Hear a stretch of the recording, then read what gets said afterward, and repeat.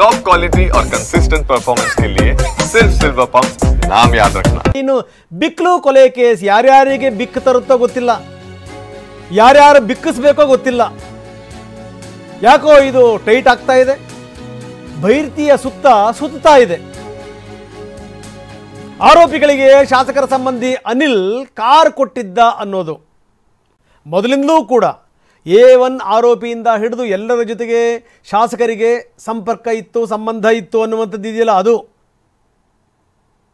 ಇನ್ನು ಈ ಭೈರತಿ ವಿರುದ್ಧ ಸಾಕ್ಷ್ಯ ಪತ್ತೆಗೆ ಪೊಲೀಸರು ಪ್ರಯತ್ನ ಪಡ್ತಾ ಇದ್ದಾರೆ. ಮೊದಲೇ ಏನು ಅಂದರೆ ಒಂದು ವ್ಯವಸ್ಥೆಗೆ ಒಂದು ಸಿಟ್ಟಿದೆ, ನೋ ಡೌಟ್. ಯಾವುದಾದ್ರೂ ಇಂಥ ಸಂದರ್ಭದಲ್ಲಿ ಹಣಿಯೋಕ್ಕೆ ಇದೊಂದು ಅವಕಾಶ.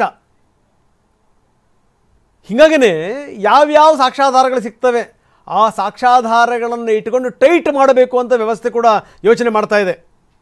ಹೀಗಾಗಿಯೇ ಪೊಲೀಸರು ಎಲ್ಲ ವಿವರಗಳನ್ನು ಕಲೆ ಹಾಕ್ತಾ ಇದ್ದಾರೆ. ಎವಿಡೆನ್ಸ್ ಏನಾದರೂ ಸಿಕ್ಕರೆ BJP ಶಾಸಕನ ಬಂಧನ ಆಗಬಹುದು ಅನ್ನುವಂಥ ಮಾತುಗಳು ಕೂಡ ಕೇಳಿ ಬರ್ತಾ ಇವೆ. ನಮ್ಮ ಪ್ರತಿನಿಧಿ ಪ್ರದೀಪ್ ಈಗ ನಮ್ಮೊಂದಿಗೆ ನೇರ ಸಂಪರ್ಕದಲ್ಲಿದ್ದಾರೆ. ಪ್ರದೀಪ್, ಏನು ನಡೀತಾ ಇದೆ ಈ ಕೇಸಿಗೆ ಸಂಬಂಧಪಟ್ಟಂಗೆ, ಯಾವ್ಯಾವ ತಿರುವುಗಳು ಸಿಕ್ಕಿವೆ ಸಂಕ್ಷಿಪ್ತವಾಗಿ?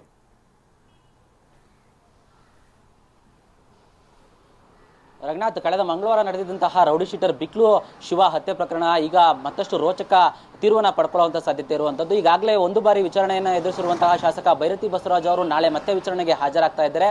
ಈ ಮಧ್ಯೆ ಅಂದರೆ ಕಳೆದ ಒಂದು ವಾರದಿಂದಲೂ ಸಹ ಭೈರತಿ ಬಸವರಾಜು ಮತ್ತು ಈ ಒಂದು ಪ್ರಕರಣಕ್ಕೆ ಸಂಬಂಧವೇನು ಅನ್ನೋದ್ರ ಬಗ್ಗೆ ಪೊಲೀಸರು ಮತ್ತಷ್ಟು ಆಳಕ್ಕೆ ಇಳಿದು ತನಿಖೆಯನ್ನು ನಡೆಸ್ತಾ ಇದ್ದಾರೆ. ಈಗ ಬಿಕ್ಲು ಶಿವ ಅವರ ತಾಯಿ ನೀಡಿದ ದೂರಿನ ಆಧಾರದ ಮೇಲೆ ಬಸವರಾಜು ಅವರನ್ನು 5ನೇ ಆರೋಪಿಯನ್ನಾಗಿ ಮಾಡ್ಕೊಂಡಿದ್ದಾರೆ. ಜೊತೆಗೆ A1 ಜಗದೀಶ್ ಏನಿತ್ತು ಈತನಿಗೂ ಮತ್ತು ಭೈರತಿ ಬಸವರಾಜು ಅವರಿಗೂ ನಿರಂತರವಾಗಿ ಸಂಪರ್ಕ ಇತ್ತು ಅನ್ನೋದ್ರ ಬಗ್ಗೆ ಪೊಲೀಸರು ಸಹ ಮಾಹಿತಿಯನ್ನು ಸಂಗ್ರಹಿಸಿದ್ದಾರೆ. ಆದರೆ ಇದಕ್ಕೆ ಬೇಕಾದಂತಹ ಸಾಕ್ಷ್ಯಗಳೇನಿದೆ ಅಂದರೆ ಎವಿಡೆನ್ಸ್ಗಳು ಏನಿದೆ ಇದೆಲ್ಲವನ್ನು ಸಹ ಪೊಲೀಸರು ಈಗ ಸಂಗ್ರಹ ಮಾಡೋಕ್ಕೆ ಮುಂದಾಗಿರುವಂಥದ್ದು.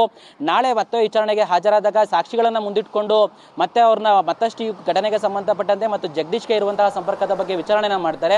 ಒಂದು ವೇಳೆ ಈ ಕೊಲೆ ಪ್ರಕರಣದಲ್ಲಿ ಭೈರತಿ ಬಸವರಾಜು ಅವರ ಕುಮ್ಮಕ್ಕು ಏನಾದ್ರು ಕಂಡು ಬಂದದ್ದೇ ಆದರೆ ಅವರನ್ನ ಬಂಧಿಸುವ ಸಾಧ್ಯತೆ ಕೂಡ ಇರುವಂಥದ್ದು. ಇನ್ನು ಇದೊಂದು ಸಂಘಟಿತ ಅಪರಾಧವಾಗಿರೋದ್ರಿಂದ ಆರೋಪಿಗಳೆಲ್ಲರೂ ವಿರುದ್ಧನೂ ಸಹ ಕೋಕಾ ಕಾಯ್ದೆಯಡಿ ಬಂಧಿಸಿ ಅವರನ್ನ 1 ವರ್ಷಗಳ ಕಾಲ ಜೈಲಿನಲ್ಲೇ ಇರುವಂತೆ ಮಾಡುವಂತ ಮತ್ತೊಂದು ಸಿದ್ಧತೆಗೂ ಸಹ ಪೊಲೀಸರು ಸಿದ್ಧವಾಗಿರುವಂಥದ್ದು. ಇನ್ನು ಈ ಒಂದು ತನಿಖೆಯ ವೇಳೆ ಬಿಕ್ಲು ಶಿವನ ಮರ್ಡರ್ ಏನಾಗಿತ್ತು, ಈ ಒಂದು ಮರ್ಡರ್ ವೇಳೆ ಆರೋಪಿಗಳು ಬಳಸಿದಂತಹ ಸ್ಕಾರ್ಪಿಯೋ ಕಾರ್ ಏನಿದೆ ಇದನ್ನ ಸುಮಾರು 2.5 ಲಕ್ಷ ರೂಪಾಯಿಗಳಿಗೆ ಅನಿಲ್ ಎಂಬಾತ ರೆಡ್ಡಿ ಎಂಬಾತನಿಂದ ಖರೀದಿಯನ್ನ ಮಾಡಿ ಈ ಒಂದು ಕೊಲೆಗೆನೆ ಬಳಸಲಿಕ್ಕೆ ಕೊಟ್ಟಿದ್ದ ಅನ್ನೋದ್ರ ಬಗ್ಗೆಯೂ ಸಹ ಮಾಹಿತಿ ಹೊರಬಿದ್ದಿರುವಂಥದ್ದು. ಅದರಲ್ಲೂ ಇವರ ಸಂಘಟಿತ ಅಪರಾಧ ಹೇಗಿತ್ತು ಅಂತ ಹೇಳಿದ್ರೆ ಇಬ್ಬಿಬ್ರು ಈ ಬಿಕ್ಲು ಶಿವನ ಬಗ್ಗೆ ರೆಕ್ಕೆಯನ್ನ ಮಾಡ್ತಾ ಇದ್ರು, ಅಂದ್ರೆ ಆತನ ಚಲನವಲನವನ್ನ ಗಮನಿಸ್ತಾ ಇದ್ರು. ಆದ್ರೆ ಒಬ್ಬರಿಗೊಬ್ಬರು ಈ ಬಗ್ಗೆ ಸಂಪರ್ಕವೇ ಇರದೆ ಬಿಕ್ಲು ಶಿವನನ್ನ ರೆಕ್ಕೆಯನ್ನ ಮಾಡ್ತಾ ಇರ್ತಾರೆ.